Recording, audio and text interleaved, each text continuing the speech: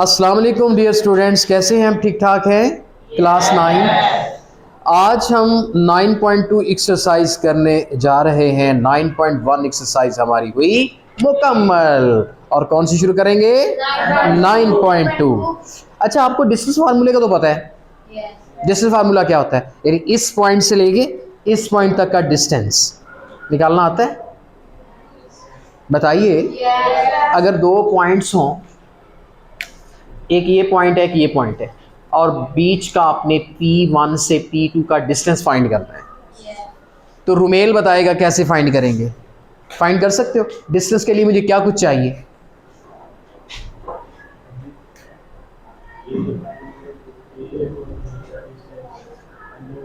P1 P2 का distance चाहिए।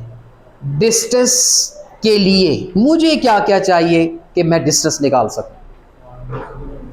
एक तो फार्मूला चाहिए, लेकिन फार्मूला बिल्कुल नो डाउट चाहिए। उस फार्मूले के अंदर कुछ वैल्यूज भी तो पुट होनी है ना। क्या चाहिए? यानी एक ए स्क्वायर, एक ए चाहिए, एक बी चाहिए। बिल्कुल सही कहा, ए और बी चाहिए। अगर आप के ये दो पॉइंट हैं, इनके बीच डिस्टेंस फाइंड करना है। मसलन एक पॉइंट P1 वाई एक्सिस पे है, P2 एक्स एक्सिस पे है, फिर तो उसका एक चाहिए ए और एक चाहिए, ये वाला डिस्टेंस ए चाहिए, ये वाला डिस्टेंस, तो फिर ये डिस्टेंस कैसे आएगा? ए स्क्वायर प्लस बी स्क्वायर का अंडर रूट। फिर तो ये डिस्टेंस आ जाएगा, ठीक है। लेकिन अगर ये पॉइंट एक्स एक्सिस पे टच ना कर रहे हो, यहां हो, नहीं समझे बात को? यानी ये वाला पॉइंट एक्स एक्सिस की बजाय इधर, ये वाला पॉइंट वाई एक्स की बजाय इधर आ जाए। अब तो ना इसका ए डिस्टेंस है, ना इसके पास बी है। अब क्या होना चाहिए इनके पास कम से कम? बताइए जी, आप बताएं। एहसन शाहिद बताएगा जी। एहसन शाहिद कह रहा है कि फिर आपके पास सर दो कोऑर्डिनेट्स होने चाहिए। अगर वो लाइन सेगमेंट किसी एक्सिस को टच नहीं कर रही, ना एक्स एक्सिस को ना वाई एक्सिस को, बल्कि उससे हट गई है, तो अब ना इसका ए डिस्टेंस, ये ए है, ना इसके पास बी है। अब इसके पास फिर क्या होने चाहिए? कोऑर्डिनेट्स होने चाहिए। मिसाल के तौर पर यहाँ फर्ज कर लेते हैं 3 5 है, इधर फर्ज कर लेते हैं 5 3 है, तो फिर अब डिस्टेंस भी निकल सकता है। अब ये डिस्टेंस कैसे आएगा जी? जी कैसे करेंगे? फिर फाइंड करेंगे, यूं लेंगे तब भी अंडर रूट जी। पहले में से पहला minus plus, yes, very good, आपने सही बताया। बैठ जाओ। अब इसको करते हैं सॉल्व।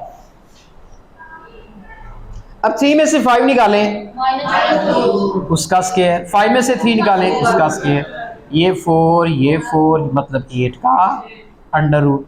आप इसको सॉल्व कर लें, 2 इंटू 2 अंडर रूट, या पॉइंट में ले हैं फैक्टराइज करके, प्राइम फैक्टर्स बना के।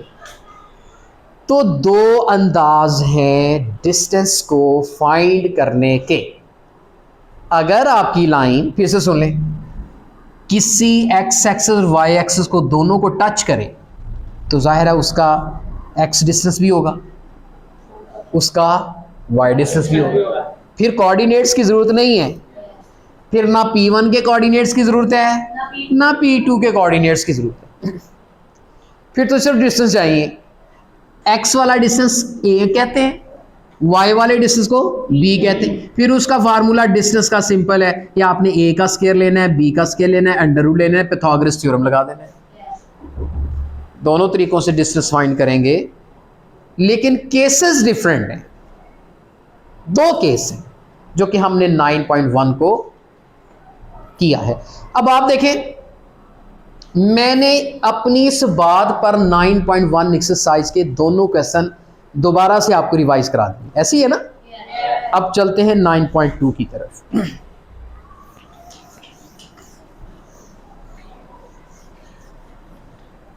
9.2 एक्सरसाइज की तरफ जब हम जाते हैं तो पहला क्वेश्चन हमारा इस्तकबाल कर रहा है, ऐसी है ना। और क्या कह रहा है, अबू बकर आप पढ़िए ज़रा स्टेटमेंट को, ऊंचा बोल रहे हैं आप जी। Show whether the points with, show आगे क्वेश्चन कर रहे हैं, वेदर द पॉइंट्स, कितने पॉइंट्स हैं, कितने पॉइंट्स हैं, 3 पॉइंट्स, P1 बोलो 5 -2, आगे P2 5 +4, आगे P3 -4 हाँ जी, ये 3 पॉइंट्स दिए हुए हैं जी। आगे क्या कहते हैं, are vertices of an equilateral triangle or an isosceles। कहता है बताएं कि ये तीनों पॉइंट्स जो हैं वो किसी इक्विलेटरल ट्रायंगल के हैं या आइसोसेलेस के। बैठ जाओ भाई, सबसे पहले तो ये बताना ज़रूरी है कि इक्विलेटरल ट्रायंगल क्या होती है। Equilateral versus isosceles, S isosceles. तो हम इन दो ट्रायंगल के बीच का कंपैरिजन तो पढ़ लें, क्यों जी।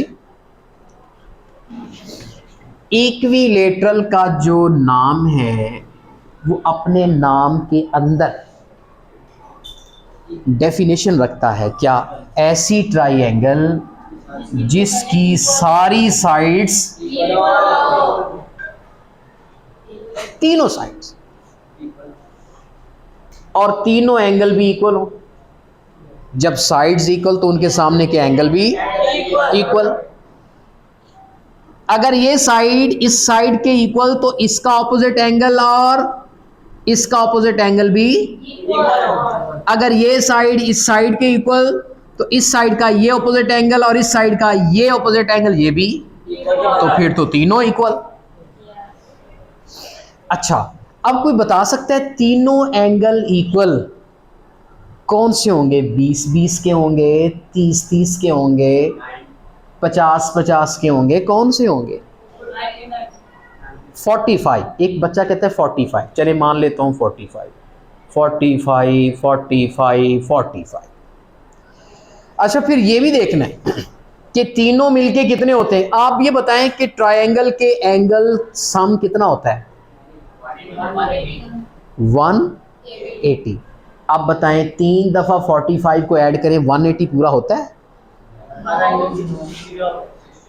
इसका मतलब ये तो रॉन्ग है, क्योंकि तीनों एंगल का सम 180 से कम नहीं और ज्यादा नहीं होना चाहिए, 180 पूरा होना चाहिए। इसका मतलब 45 तो पॉसिबल है ही नहीं। सिर्फ एक ही ऑप्शन है, एक ही चॉइस है मेरे पास सिवाय 60 के। कोई 60 के अलावा यहां पर एंगल नहीं आ सकता। और ये याद रखें, इक्विलेटरल ट्रायंगल के जितने भी एंगल होते हैं वो सारे के सारे क्या होते हैं? 60, और वो इक्वल होते हैं, इसके अलावा नहीं होंगे। अगर ये ट्रायंगल बहुत छोटी हो, ऐसे, अगर साइडें तीनों फिर भी इक्वल हो,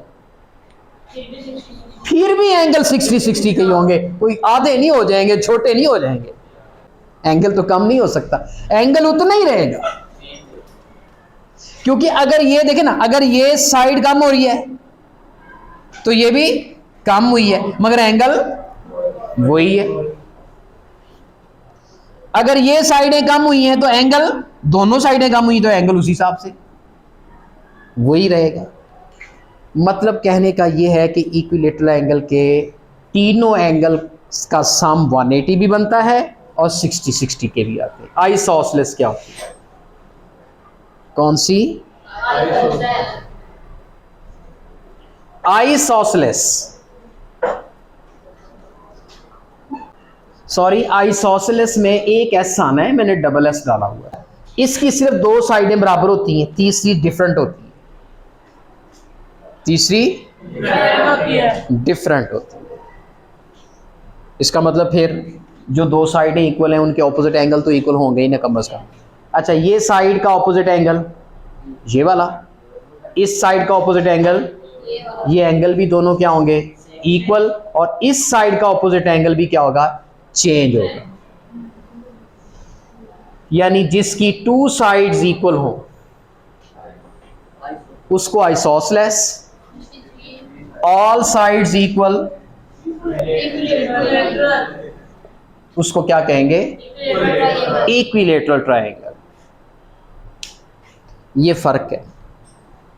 अच्छा, अब यहां कैसे साबित होगा कि इक्विलेटरल है या आइसोसेलेस है? जी, कैसे पता चलेगा? अब मुझे तो नहीं पता ना, अभी तो साबित करना है। अभी तो मैंने एक फर्जी सी एक ट्रायंगल बना दी है, मुझे नहीं पता कि ये कौन सी है। मैं इसके नाम रख लेता हूँ। एक कोना P1 है, दूसरा कोना P2 है, तीसरा कोना, उसने कोने दे दिए हैं।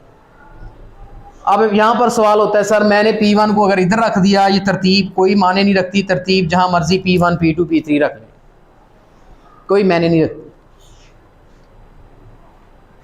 यहाँ किसी ने P1 रखना है इधर P2 रख ले, इधर P1 रखना है इधर P2 P3 रख ले, जो मर्जी आपकी मर्जी। अच्छा, अब क्या करें जी?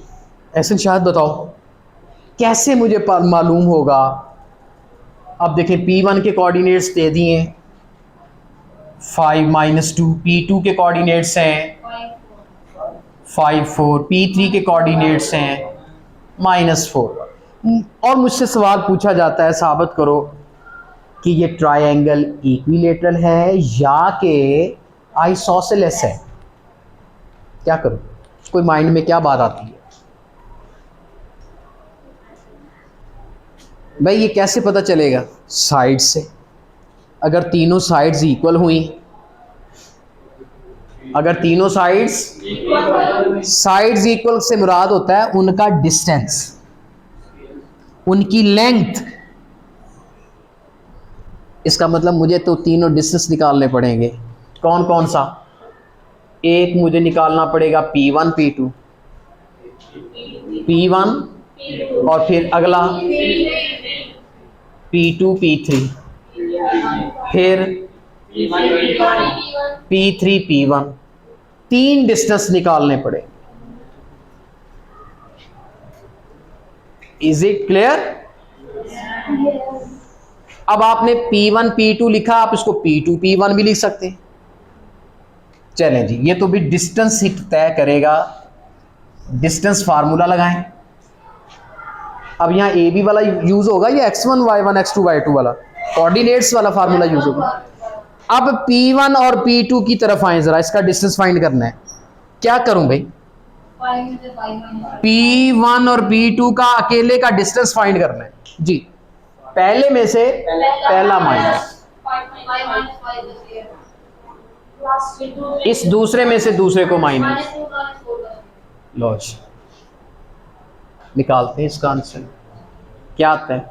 5 में से, इधर सॉल्व कर लूं, जगह है। 5 में से 5 गया 0, -4 -2 -6 का स्क्वायर, ये आ जाए 6 का स्क्वायर 36, 36 का √6 आ गया। समझ आ गई बात की? अब चलते हैं P2 P3 की तरफ। P2, अब एक बच्चा कहता है सर मैंने इसको पहला बनाना है, इसको दूसरा बनाना है। अब एक बच्चा कहता है मैंने इसको पहला बनाना है, इसको दूसरा बनाना है। दोनों तरीकों से ठीक है, लेकिन एक बात है, अगर आपने पहला इसको कर लिया ना तो y वाला भी पहला ही बनाए। नहीं समझे? यानी पहले में से पहला निकालें। क्या निकला? -4। अब इधर दूसरा जो है वो 1, उसको पहले रखना है, वो क्योंकि पहला ये डिसाइड कर लिया आपने।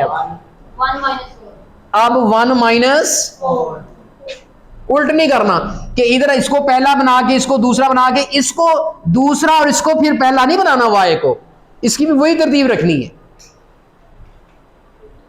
जी। इसका भी स्क्वायर ले लें। -5 -4 ये -9 का स्क्वायर है। 1 में से 4 गया, -3 का स्क्वायर है। इसको सॉल्व कर लें। 9 का स्क्वायर 81, 3 का स्क्वायर 9, ये बन गया 90 का।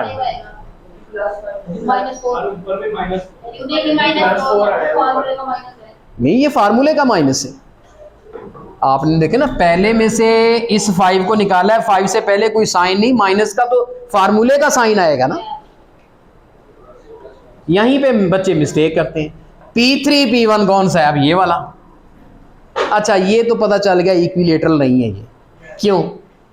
क्योंकि एक साइड 6 आई है, एक साइड 90 का अंडर रूट आई है, बराबर ही नहीं है। तो इसका मतलब फिर आइसोसेलेस हो सकती है, इक्विलेटरल तो अब नहीं है। चलें जी, मैं P3 P1 निकालता हूँ जी। निकालिए। पहला किसको बनाना है? अच्छा, पहला इसको बना लेते हैं। -4 -5 1 -2, दो माइनस आएंगे। एक तो 2 का अपना माइनस है और दूसरा माइनस फार्मूले का है, तो ब्रैकेट बीच में लगेगी। ये बन गया -9 का स्क्वायर, 1 माइनस और यहां पर स्क्वायर, 9 का स्क्वायर 81, ये 2 और 1 क्या होता है? 3 का स्क्वायर 9, तो ये भी बन गया 90 का अंडर रूट। ये दो साइड्स इक्वल आ रही हैं, यानी P2 P3 ये वाली साइड और P3 P1 ये वाली साइड, ये दोनों साइड्स इक्वल हैं, क्योंकि ये भी आई 90 का अंडर रूट, जबकि ये कितनी साइड आई है? 6। इसका मतलब ये ट्रायंगल आइसोसेलेस है, इक्विलेटरल नहीं है। डियर व्यूअर्स, अब मैं करने लगा हूं क्वेश्चन नंबर 2, और यहां पर कहता है साबित कीजिए। अरे यहां तो कितने ही पॉइंट्स दे रखे हैं। Oh my God, 5 4 and 2 -2 and 4 -1। अरे यहां तो पॉइंट्स की बौछार हो चुकी है। पहले 3 पॉइंट्स थे, अब 4। और क्वेश्चन भी पता क्या किया है? अब की बार ये क्वेश्चन ना ही किया कि ये ट्राइंगल है कि नहीं है, बल्कि क्वेश्चन ये किया है कि क्या ये स्क्वायर है कि नहीं है। और हमें पता है कि स्क्वायर तब होता है जब चारों साइड्स इक्वल हो, तब वो क्या होता है? स्क्वायर। अब देखिए, मैं इन पॉइंट्स का नाम रख लेता हूं A, B, C and D, या P1 P2 P3 P4 भी रख सकता था। तो एक मैं यहां पर लिख लेता हूं A, और B मैं यहां पे लिख लेता हूं, C मैं यहां पे लिख लेता हूं, D मैं यहां पे लिख लेता हूं। वो किधर भी लिख लें, कोई मसला नहीं है, जिधर भी आप चाहें। Is it clear? कहीं भी रखे जा सकते हैं, इसकी टेंशन नहीं लेनी। टेंशन इस बात की लेनी है कि बैग खोलना है, मैथ की किताब निकालनी है और क्वेश्चन करने हैं, बस ये थोड़ी सी टेंशन लेनी है, बाकी टेंशन फ्री हो जाएं आप। ओके, तो चलते हैं जी। कैसे हाफिज साहब आप बताएंगे? 4 पॉइंट्स हैं और हमसे पूछा जाता है कि बताइए कि चारों साइड्स इक्वल हैं कि नहीं है, तभी तो माना जाएगा स्क्वायर है कि नहीं है। क्या करें यार, क्या करें? तो बिल्कुल हमारे पास जो मेरा स्टूडेंट हाफिज है, इसने सही बताया कि सर एक्चुअली बेसिकली हमें क्या फाइंड करना है? डिस्टेंस। और डिस्टेंस ही ये डिसाइड करता है कि क्या ये रेक्टेंगल है, क्या ये ट्रेपीजियम है, स्क्वायर है, पेंटागन है, कुछ भी साबित किया जा सकता है। मगर उनकी प्रॉपर्टीज़ का पता होना चाहिए। ये पता होना चाहिए कि स्क्वायर होता है, कि आप ये ना कहें कि स्क्वायर वो होता है जिसकी 2 साइड्स बराबर होती हैं और 2 साइड्स डिफरेंट होती हैं। अगर आप उसकी थ्योरी का ही गलत पता है तो फिर साबित नहीं कर सकते। और रेक्टेंगल वो होती है कि जिसकी चारों साइड्स इक्वल नहीं होती, लेकिन ऑपोजिट साइड्स इक्वल होती हैं, उसे रेक्टेंगल कहते हैं। मसलन ये अब ये साइड इस साइड के इक्वल, ऊपर वाली डबल साइड इसके इक्वल, ये रेक्टेंगल है। और स्क्वायर के चारों बराबर है, बस इस बात का पता होना चाहिए। उसके बाद डिस्टेंस निकालना आपके शायद बाएं हाथ का खेल बन चुका है, ऐसे ही है ना? तो चलते हैं डिस्टेंस की जानिब। मैं यहाँ पर क्वेश्चन आपको करवाता हूँ। सबसे पहले मुझे निकालना है डिस्टेंस किसका? ए बी का। वो तो कोई टेंशन नहीं, सबसे पहले जो सा मर्जी आप डिस्टेंस निकालिए। ए बी निकालने लगा जी। पहले में से पहला -1 -5 का स्क्वायर, 1 में से 4 का स्क्वायर, -6 का स्क्वायर, -3 का स्क्वायर, 6 का स्क्वायर 36, 3 का स्क्वायर 9, ये कितना बना 45 का 6 और 9 कितना होता है 45 का अंडर रूट। अरे भाई एक साइड तो आ चुकी है कितनी 45 का अंडर रूट, बकिया साइड्स मुझे निकालनी है तो ही पता चलेगा मिस्टर। उसके बाद क्या करता हूं मैं BC, ओके लो जी BC आ गया जी। पहले में से पहला निकालें 2 में से 5 या 5 में से, चले 5 में से 2, पहले में से पहला माइनस 4 में से, अरे 4 में से -2 करेंगे तो वो +2 हो जाएगा, माइनस माइनस प्लस। अब थोड़ा सा यार स्पीड को बूस्ट अप करें। 5 में से 2 निकला, 3 का स्क्वायर 6 का स्क्वायर ये बना 9 + 36, ओह यस 45 का अंडर रूट। बात है खुशी की कि ये 45 का अंडर रूट सर आ चुका है, और इस साथ साथ वेरिफिकेशन भी होती जा रही है कि ये स्क्वायर है कि नहीं है। 10 चाहिए मुझे। अब मुझे जाना है किसकी तरफ, CD की तरफ, या CD या DC, कोई फर्क नहीं है। चलें जी CD जी, पहले में से -4 -2 का स्क्वायर, 1 में से प्लस हो जाएगा, माइनस माइनस प्लस, -4 -2 -6 का स्क्वायर 3 का स्क्वायर 36 + 9 = 45 का अंडर रूट, और ये भी 45 का अंडर रूट आ गया। अब रह गया है AD मेरे भाई, AD पर भी वही फार्मूला जी। AD पहले में से पहला माइनस, भी पहला कौन है -4, जब -4 में -1 ही माइनस करेंगे प्लस का हो जाएगा। अब दूसरे में से दूसरा, मतलब 1 में से 1 माइनस कर दें तो ये बनता है -3 का स्क्वायर, ये बनता है 0 का स्क्वायर, 3 का स्क्वायर 9 + 0 = 3। ओ ये क्या हुआ, व्हाट इज दिस, अरे ये तो 3 आ गई है। सारा काम होने के बाद, अच्छा इसका मतलब 3 साइड्स निकाल के भी हमें यकीन नहीं कर लेना चाहिए कि चौथी साइड भी बराबर आ जाएगी। देखिए 3 साइड्स इक्वल हुई और चौथी इक्वल नहीं है ना। ये हमारे साथ क्या हुआ भाई, बहुत बड़ा डॉज हो गया। मैं तो खुश हो रहा था कि ये स्क्वायर बन जाएगी, लेकिन चौथी साइड ने आके धोखा दिया, उसने कहा ये स्क्वायर नहीं है। तो आपने नीचे कमेंट करना है this is not a square because all the 4 sides are not equal,